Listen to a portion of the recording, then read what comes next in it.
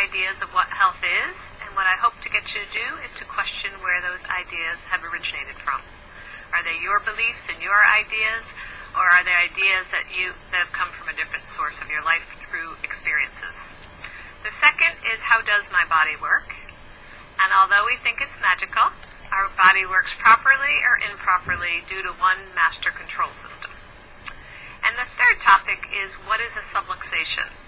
A subluxation is a chiropractic term, and what I'd hope to get you to do is to understand how it can negatively affect your well-being.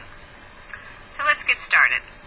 When I'm in schools or in colleges or in the community educating people on what is health, I ask the simple question to define what health is. And health for many people is about symptoms. If I feel good, I'm healthy. If I have an owie or an ache, I must not be healthy. I must be sick. And really what I want to do is educate you on our symptoms are actually there for a reason. They're there to motivate us to take action, because pain is a great motivator. And they're also there for us to check in to see what our health pie looks like. I believe health is somewhat of a pie-shaped unit. There's many different pieces to the pie. We have our nutrition, that's a piece of the pie. We have nutrition, we have our sleep habits, we have our relationships in our life, both good and bad. We have exercise, that's a huge piece of it, and then we also have our habits around taking care of our body through our nervous system. So if something is out of sorts, then I would go ahead and check in with yourself and your body and see what part of the health pie needs a little work. So defining health is not really the definitional way to define health is being of sound body, mind, and spirit. It does not have to do with symptoms. So I want you to put the symptoms on hold for a minute and think about your health pie in the next few minutes and what you could do to make your health greater. So let's talk about a few symptoms that sometimes I know I see at the office quite a bit. I take care of a lot of children in my office because I have a wellness-based practice. So one would be vomiting. Vomiting is, if you think about vomiting, I know it's not a pleasant topic, but it is the quickest, most effective way to rid your body of something that you've come in contact with. So it's a very efficient system of the body. You get it up and out quickly because the body wants to become healthy again. Children are very good at this. They can go on with their day, but the vomiting is there to go ahead and get action and get whatever's in their body, poisoning their system, out as quickly as fast. As fast as possible. The second thing is a fever. Normal body temperature is 98.6. And so what I hope to get you to do is to understand that temperatures are there for a reason. They're there because the body is boiling up, trying to kill off a bacteria or a virus that either an adult or a child has come in contact with. So it's very common to brew up to 101, 102 degrees to go ahead and kill off that virus or bacteria in the body. It's not a pleasant experience when people are having a fever, but it's a very, very important part of overall health within the body. So the body knows how to heal it. And then coughing and sneezing are common day-to-day things that we see pretty regularly, especially with children. And again, that's a fast, effective way to rid our body of germs that we've come in contact with. So again, it's not really pleasant to see little Johnny at the office with a runny nose or sneezing or coughing. But again, it's a fast, effective way to get rid of proteins and old cells that the body needs to detox so it can make room for a healthier immune system. So again, those are not very pleasant experiences, but how we feel is a poor indicator of how healthy or unhealthy we are. And then, unfortunately, in our society today, traditional health care has taught us that there's a pill for everything out there, everything under the sun. And so you can make really a choice. This body that you were given, this God-given body, is a self-healing mechanism. And sometimes we just have to allow it a little bit of time to heal. But in our fast-paced society, we don't like to wait for our dry cleaning, never mind our body to heal. So sometimes you cover up underlying and sicknesses by treating just the symptom and not addressing the underlying cause of the symptom, which is there for a reason. So, if I was going to few people in my practice have gone to, they work in big insurance companies, and so as part of their annual requirement, they might have to go for a physical of some kind. And they think, well, what's the big deal? I feel good, I look good, I don't have any symptoms. But they go in, and they have their blood drawn, and they have a physical exam, and weight and measured, and then they go home. And a couple of days later, they get a phone call to come back in, and the blood work revealed, or the test revealed, some kind of cancer. And they think, well, how can that be? I have no sign, I have no symptoms, and I have no pain, no problem, because that's what they were programmed to believe. But again, inside their body, something different was playing in there, and something was building and building and building without the signs or symptoms. Traditional healthcare does not appreciate it when we ask the question, why? And that's what I hope to get across this whole time that I'm speaking with you today, is that I just want you to become consumers of health, because it is a consumer-driven thing that we need to be part of. But also I want you to ask the question why when something's going on in the body.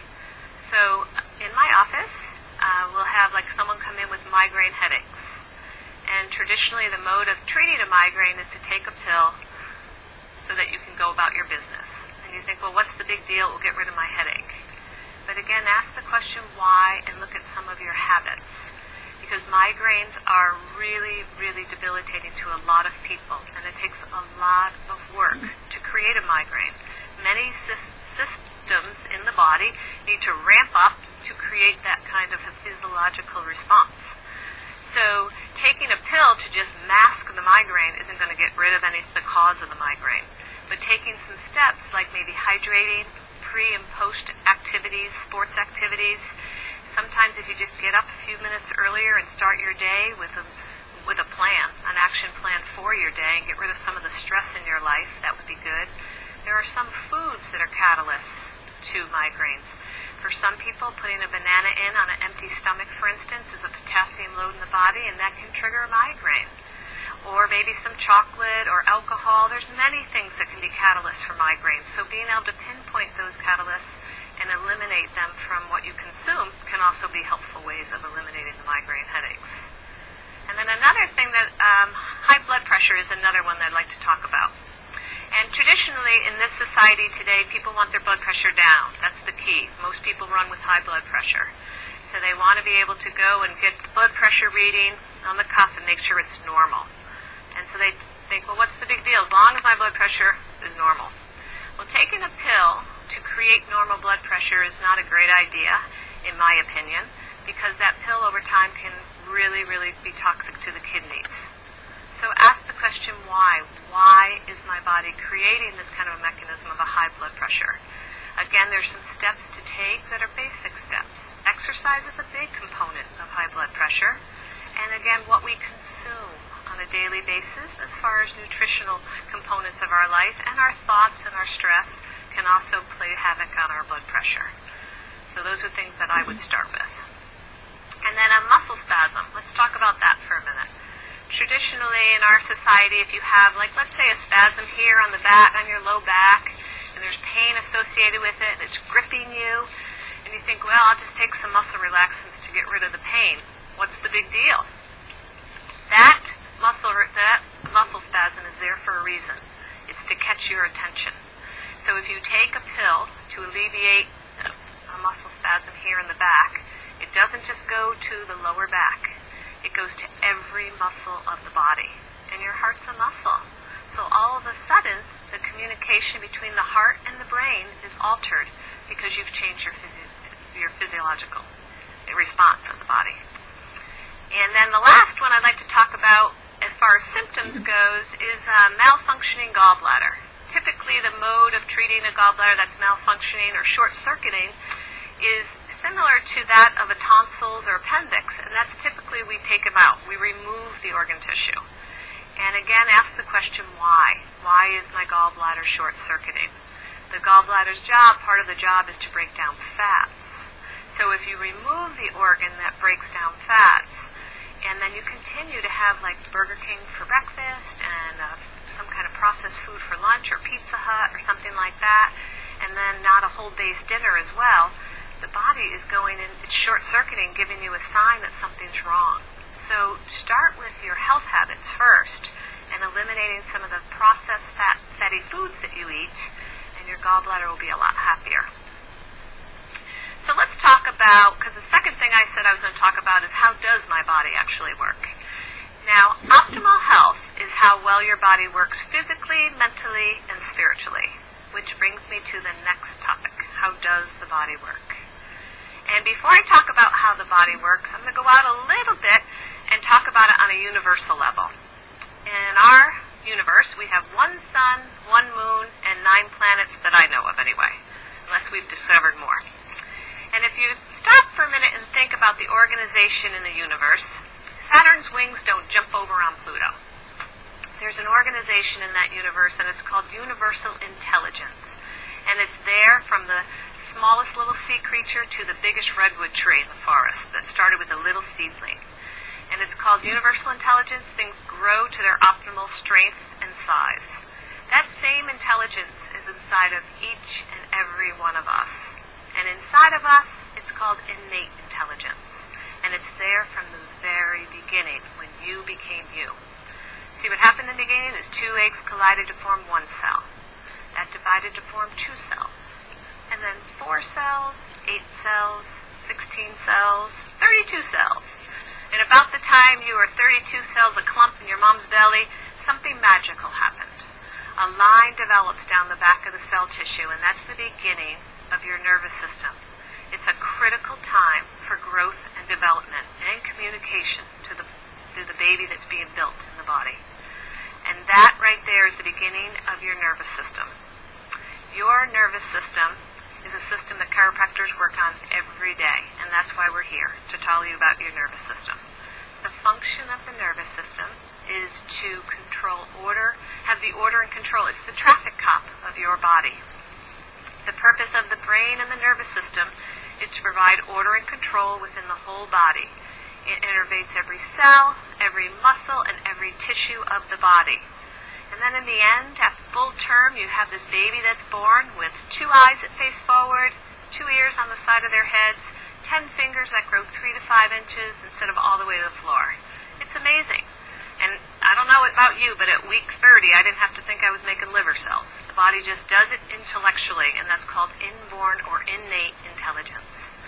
But what happens when something goes a little wrong with that whole piece, meaning there's a little interference with innate, along the pathways of innate intelligence?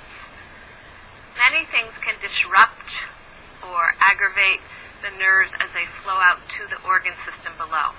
And that is what's called a subluxation. Subluxation is a chiropractic term.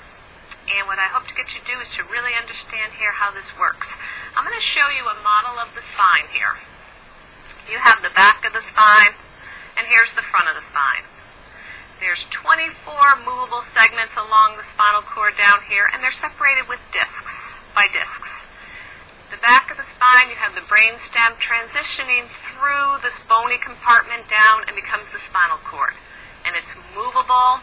It's how the spine is housed in the spinal cord for protection and also for motion. And when a bone moves out of place, anywhere along that pathway, because here's all the nerves that run out through the spinal cord, that will be a subluxation.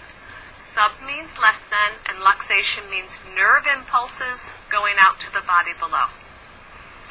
So that's what's a subluxation. Let's talk about what causes these subluxations to occur in a body. There's really 3 components here: emotional, chemical, or physical. But they're all under the umbrella of stress. Stress, stress, and more stress. So emotional stress, let's define it. Things that we worry about in our lives, both good and bad things. If I'm getting ready to go on a big trip or an anniversary cruise or something like that, it might be stressful getting ready for that. That could cause a subluxation. Or worrying about money, or are their kids going to be home on time, or relationships, or maybe an incomplete cycle with a friend or something like that. Emotional stress. Chemical stresses. Chemical stresses are things we ingest into the body, things that we subject ourselves to internally. So, for instance, coffee. Coffee can short-circuit the nervous system for sure. It makes us jittery, and caffeine can jump us up, and then it's going to make us crash a little bit. Alcohol can be a depressant to the nervous system. Nicotine from cigarettes, smoke, that can definitely be toxic to our nervous system. We know that. It also is toxic to the rest of our body because our lungs and everything else are involved. Some of the prescription drugs and over-the-counter drugs that we choose to take on a daily basis that stay in our systems and harbor illnesses over time, those can cause subluxations to occur. And then some of our choices about what we consume, the fuel we put in to run this miraculous machinery, that can also cause subluxations.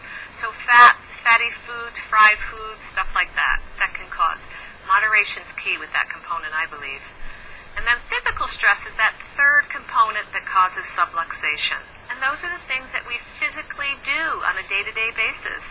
If I was a guy that works in the middle of the road jackhammering for 8 hours a day, I'm going to have physical stress at the end of that day.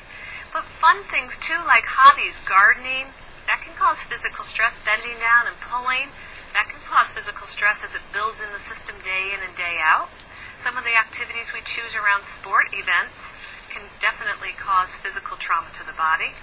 And I have read and have been told also, both, that studies have shown a whiplash of being hit by a car 5 miles per hour is all it takes from the rear to your body to cause a whiplash to occur. So that, again, will leave physical stress in the body. So we have all these stresses coming in on a day-to-day basis. But again, for many of us, we've been programmed no pain, no problem, no symptom, no sickness. That's not a great thing to think about. When I talk about the anatomy of the spine that I mentioned a minute ago, I will explain how this works. Off of the spine, I hope you can all see it, are these little nerve roots that come off. They're little nerve branches that come off. They're shoots off the spine. They come off at every level of the spine. And they have 9 nerve bundles inside each nerve root. They run to every cell, every muscle, and every organ tissue of the body. Inside here with these 9 bundles, it's like a sheath with 9 bundles in it. 3 of the 9 bundles inside have pain receptors. That's their job, is to secrete pain and let you know that something's wrong, give you the owie sense. The other 6 of the 9 are for performance and function. So those are the ones that are going to tell your heart to beat, your lungs to breathe, and you to fight disease. Those are the ones we really want to take good care of. And because when we have pain, we'll take action. No one likes pain. But when the performance side of the nerve root is what's being subluxated, we might not know it. And we could have a life-threatening illness brewing in our body without even knowing it. So that's why it's critical to have your nervous system checked on a regular basis. And so that's where chiropractors come in. Chiropractors are masters in adjusting technique that restore peace, balance, and harmony back to the body. Getting adjusted is like taking an old TV set out of the closet, bringing it down, adjusting the V-hold and the brightness and the color, and then standing back and being at awe at what a beautiful picture that old TV set could put out. And chiropractors, once they have your nervous system working and performing at their best, we always say power on, and that's because the nervous system is functioning at a greater rate at that point. Thank you very much for being here.